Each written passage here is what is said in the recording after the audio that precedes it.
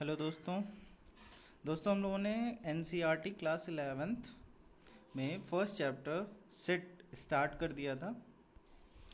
पहली एक्सरसाइज में हम लोगों ने सेट के बारे में पढ़ा था कि सेट क्या होते हैं, फिर सेट को रिप्रेजेंट कैसे करते हैं, दो टाइप से करते थे, ये हम लोगों ने पढ़ लिया था। ठीक है, रोस्टर फॉर्म और सेट बिल्डर फॉर्म। अब सेकेंड एक्सरसाइज है, इसमें हम कुछ टाइप्स ऑफ सेट पढ़ेंगे। ठीक है, सेट के टाइप पढ़ेंगे, बहुत ज़्यादा नहीं देखने हैं, types of set.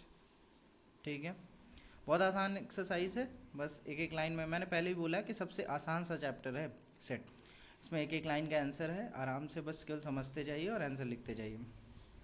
Types of set में हम लोग सबसे पहले देखेंगे नल सेट, या जिसको एम्प्टी सेट भी कहते हैं। क्या कहते हैं? Empty set. यह एक अदर नाम है, नल सेट भी कहा जाता है। ठीक है, नल सेट, या फिर कभी कभी इसको वॉइड सेट भी कहा जाता है। ठीक है, इन सब का मतलब एक ही होता है। इसका क्या मतलब है? एम्प्टी, एम्प्टी मीन्स खाली, सभी का मतलब खाली होता है। खाली मतलब कि एक ऐसा सेट जिसके अंदर एक भी एलिमेंट ना हो, एक भी एलिमेंट ना हो, जीरो एलिमेंट हो। सपोज ए सेट है, इस सेट के अंदर एक भी एलिमेंट नहीं है, तो इसको क्या कहेंगे? Null set.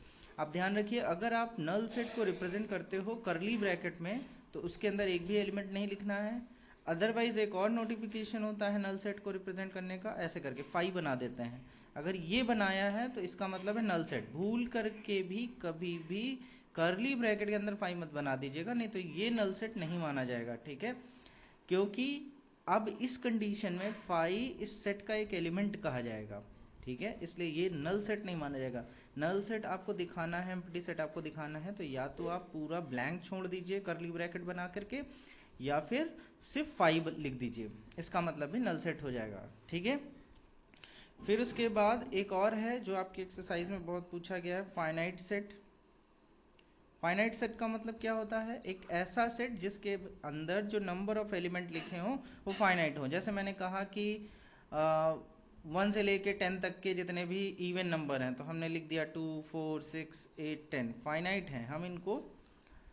ठीक है, इनको हम गिन सकते हैं कि आखिर कितने हैं। ठीक है, या कि 1 से 10 के बीच में जितने प्राइम नंबर हैं उनका सेट, तो हो गया 2 3 5 7। ठीक, तो ये फाइनाइट सेट है।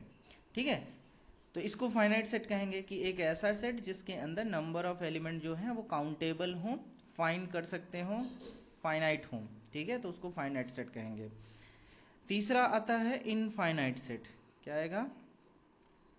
Infinite set. इनफाइनाइट सेट नाम से ही पता है कि इनफाइनाइट नंबर ऑफ एलिमेंट होंगे जिनको हम काउंट नहीं कर सकते। जैसे मैंने कहा कि सभी नेचुरल नंबर्स का सेट, तो 1 2 3 4 से लेकर के कहाँ तक जाएगा? इनफाइनाइट, इनको काउंट नहीं कर सकते। सभी इवन नंबर्स का सेट, सभी ऑड नंबर का सेट, अब कह दिया सभी इवन नंबर का सेट, तो 2 4 6 8, आगे तक का कहाँ तक है? इन्फिनिटी तक, जहाँ तक चला जाए। ठीक है, तो ये इनफाइनाइट सेट है। नंबर ऑफ एलिमेंट्स जो हैं वो काउंटेबल नहीं है। जहाँ नंबर ऑफ एलिमेंट काउंटेबल नहीं होंगे वहाँ इनफाइनाइट होगा, जहाँ काउंटेबल होगा वहाँ फाइनाइट होगा, और जहाँ एक भी एलिमेंट नहीं होगा वहाँ एम्प्टी सेट होगा।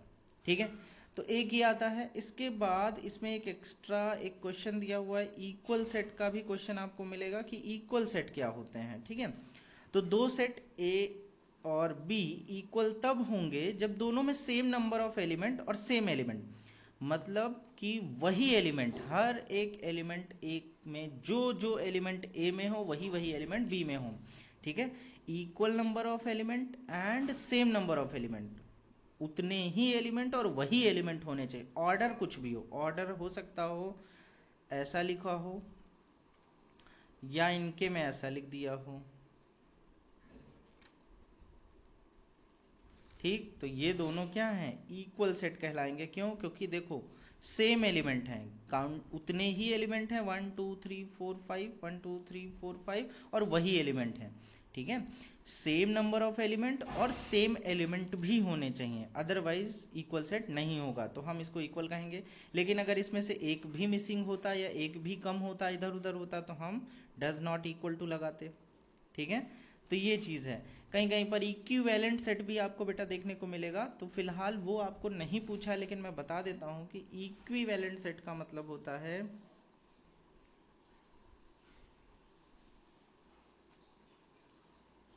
इक्विवेलेंट सेट का मतलब होता है कि दो सेट जिसमें नंबर ऑफ एलिमेंट सेम हो, ठीक है, वही एलिमेंट ना हो, नंबर ऑफ एलिमेंट सेम हो, तब भी हम, जैसे इसमें नंबर ऑफ एलिमेंट कितने हैं 3, इसमें भी कितने हैं 3, तो अब हम इसको क्या कहेंगे, इक्वल सेट तो नहीं कहेंगे, लेकिन क्या कहेंगे, ये इक्विवेलेंट सेट कहलाएंगे।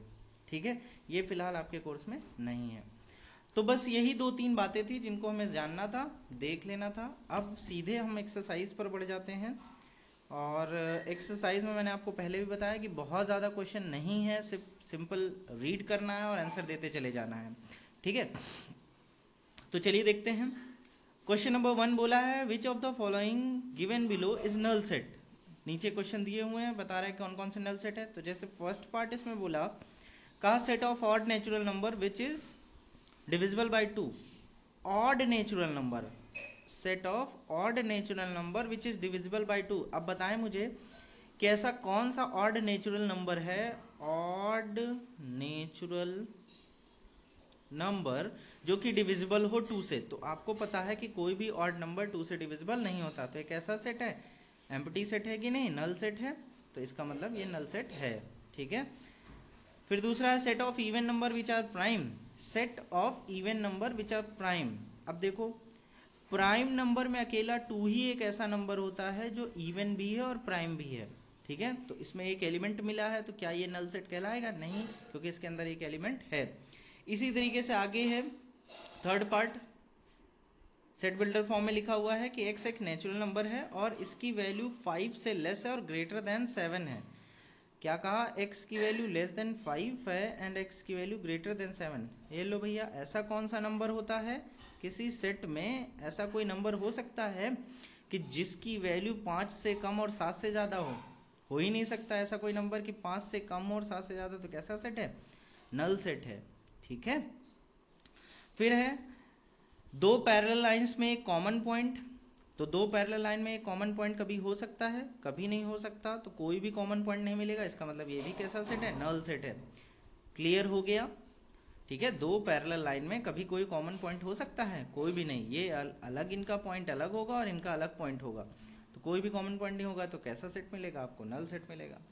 बिल्कुल इसी तरीके से अगर हम बात करें क्वेश्चन नंबर 2 की, तो क्वेश्चन नंबर 2 में फाइनाइट और इनफाइनाइट सेट ढूंढना है। तो कह रहा है a set of month of year, साल के महीनों का सेट, तो आपको काउंटेबल है, फाइनाइट हो गया। 1 2 3 फिर dash dash dash, infinite set हो गया क्योंकि पता नहीं कहाँ तक है। फिर 1 2 3 से लेकर के 100 तक फाइनाइट सेट है। फिर the set of positive integer which are greater than 100। 100 से बड़े पॉजिटिव इंटीजर्स, 100 से बड़ा कह दिया लेकिन लिमिट नहीं बताई, तो 100 से बड़ा तो अब 101 102 पता नहीं कहाँ तक का, तो एक ऐसा सेट हो गया, इनफाइनाइट हो गया। The set of prime numbers which are less than 99, 99 से नीचे प्राइम नंबर बिल्कुल काउंटेबल है, तो ये हो गया फाइनाइट सेट। ठीक है, तो इसी तरीके से आपको जवाब देने हैं। फिर उसके बाद आ जाता है थर्ड क्वेश्चन, कह रहा state whether the following set are finite या इनफाइनाइट। कह रहा the set of lines parallel to the x axis, x axis के पैरेलल लाइंस का set.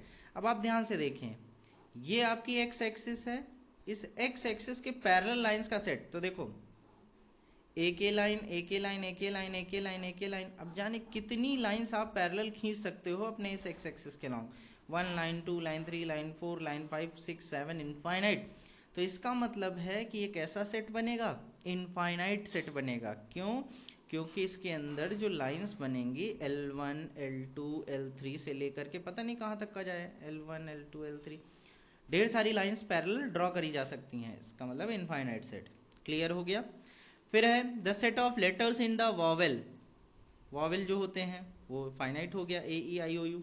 The set of numbers multiple of 10, 10 के मल्टीपल के numbers, अब 10 है, 20 है, 30 है, 40 है, 50, ऐसे करते करते आप जाने कितने ढेर सारे नंबर्स लिख सकते हो। तो 10 के मल्टीपल में इनफाइनाइट नंबर्स आपको मिलेंगे, तो इनफाइनाइट सेट हो गया। The set of humans living on earth, कि इस अर्थ पर रहने वाले ह्यूमन बीइंग्स का सेट, कैसा सेट होगा, इनफाइनाइट सेट होगा, ठीक है। फिर है the set of circles passing through the origin, origin से पास करने वाला, the set of circles passing through the origin, origin से पास करने वाला सर्किल का ये हो सकता है, ऐसा हो सकता है, ऐसा हो सकता है, ऐसा हो सकता है, ऐसा हो सकता है, जाने कितने सर्किल हो सकते हैं जो कि इस ओरिजिन से पास कर सकते हैं, तो इनफाइनाइट सेट बनेगा, ठीक है। तो दोस्तों नेक्स्ट क्वेश्चन है क्वेश्चन नंबर 4, कह रहा है कि ए और बी सेट में से कौन से इक्वल सेट हैं और कौन से नहीं है। तो आप देख लीजिए, फर्स्ट वाला इक्वल सेट लग रहा है ना, क्योंकि एलिमेंट्स आगे पीछे लिखे हुए हैं लेकिन सेम एलिमेंट लिखे हुए हैं, तो इक्वल सेट है। सेकेंड वाला 9, 5, 17 एंड 19, उसमें 13 है, नहीं है, इक्वल सेट नहीं है। थर्ड वाला कह रहा है कि x is a positive even integer and x is less than or equal to 10, x is less than or equal to 10 है और ये कैसा है, इवन इंटीजर है। तो क्या क्या बनेगा, पॉजिटिव इवन इंटीजर तो 2, 4, 6, 8 और 10 बनेगा। और सेकेंड पार्ट में इसने बोला है कि x is a multiple of 10, b x is a multiple of 10, तो मल्टीपल ऑफ 10, 20 ऐसे करके जाएगा, ठीक है।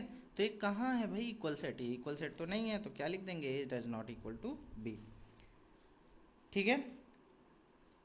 तो ये है, तो इस तरीके से आप ये क्वेश्चन कर लेंगे, मुझे पता है। क्वेश्चन नंबर 5 है, कह रहा है कि कौन कौन से सेट इक्वल सेट हैं। तो आप क्या करेंगे, क्वेश्चन नंबर 1 देखिए, फर्स्ट पार्ट जो ए सेट है 3,4 और दूसरा एक क्वाड्रेटिक इक्वेशन दी हुई है, आप इसको बाय फैक्टराइजेशन मेथड सॉल्व करेंगे और उसके सोल्यूशन निकालेंगे, ठीक है। y की कुछ वैल्यूज आएंगी, -2 और -3 आएंगी, तो बी सेट जो बनेगा वो -2 और -3 बनेगा, और ए सेट जो है वो 3,4 है, तो कहाँ ये इक्वल सेट है, इक्वल सेट तो है नहीं। बिल्कुल इसी तरीके से बी वाला पार्ट आप लगा करके देखिएगा, ये सारे क्वेश्चन सॉल्व हो जाएंगे, ठीक है। क्वेश्चन नंबर 6 जो है उसमें भी आपको ढेर सारे सेट बने हुए हैं और उनमें बताना है कि कौन कौन से आपस में इक्वल हैं। जैसे आपको मैं एक एग्जांपल बताता हूँ, बी और डी सेट देखिए, ये इक्वल सेट हैं, बी और डी सेट। इसी तरीके से अगर आप यहाँ पर देखें, बी और डी इक्वल है, और तो मुझे कुछ दिख रहा, हाँ, ई और जी इक्वल सेट है, अगर आप देखें तो, है ना, ई और जी इक्वल सेट है। तो बस ये आपकी एक्सरसाइज कंप्लीट हो जाती है। जो भी क्वेश्चन इसमें रह गए हैं आपको मैं होमवर्क में दे रहा हूँ, आप इसको सॉल्व कर लीजिएगा।